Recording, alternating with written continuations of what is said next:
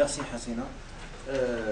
En fait, ce que je vais présenter, c'est la synthèse de la synthèse, puisqu'il y a déjà une synthèse de ce rapport et il n'est pas possible en un laps de temps si court de donner un aperçu détaillé de la synthèse.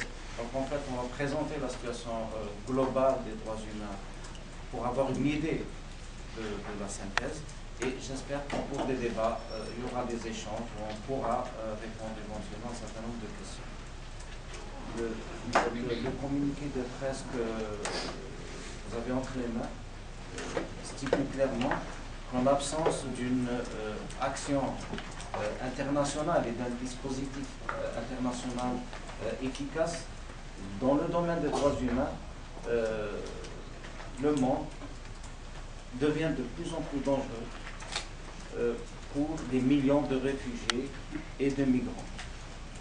Ces millions de réfugiés et de migrants ont fui, comme a dit ma collègue, des conflits et des persécutions dans leur pays d'origine. Les droits de ces personnes sont naturellement bafoués, les droits des hommes, des femmes, des enfants qui fuient les conflits ou la répression ne sont pas protégés. Pourquoi? Parce que les États se soucient beaucoup plus de protéger, entre guillemets, leurs frontières nationales que des droits de leurs propres citoyens, dans leur propre pays.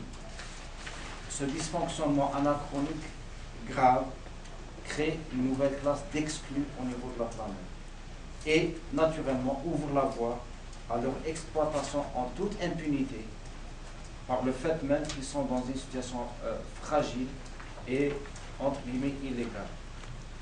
Donc le rapport qu'on va présenter se rapporte à la situation des droits de l'homme en 2012.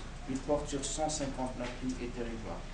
Alors, les principaux chiffres significatifs pour nous sont se caractérisent par le fait que 112 pays ont torturé leurs citoyens. Donc, près de la moitié des pays de la planète ont procédé à des tortures de leurs citoyens. Je vous ai compris.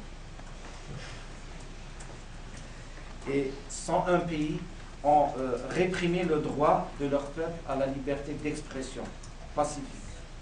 Plus de 60 000 personnes tuées en série, que ce soit par les forces de l'ordre, par l'État ou par les groupes d'opposition armée. Quatrièmement, 80 pays ont mené des procès inéquitables qui ont empêché leurs citoyens d'obtenir justice. Parmi les 15 millions de réfugiés, plus de 12 millions étaient apatrides en début 2012. Parmi ces 15 millions, il y a plus de 46% de moins de 18 ans, donc des enfants. Septièmement, entre 794 000 et 1 115 000 personnes sont décédées, mortes, causées par 131 conflits armés à travers le monde. Entre 794 000 et 1 115 000 morts. 115 000.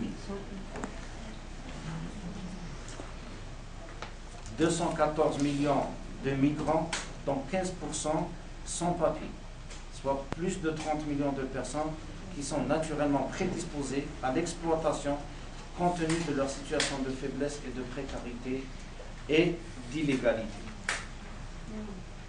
Maintenant, par région, c'est qu'a constaté Amnesty dans la région Europe, ce qui a été relevé beaucoup plus, c'est la discrimination à l'encontre des musulmans engendrée par la vague d'islamophobie qui se généralise ou qui a tendance à se généraliser.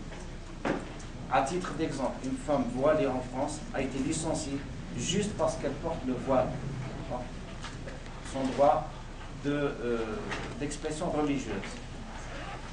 L'Europe ne respecte pas le droit d'asile et le droit des réfugiés.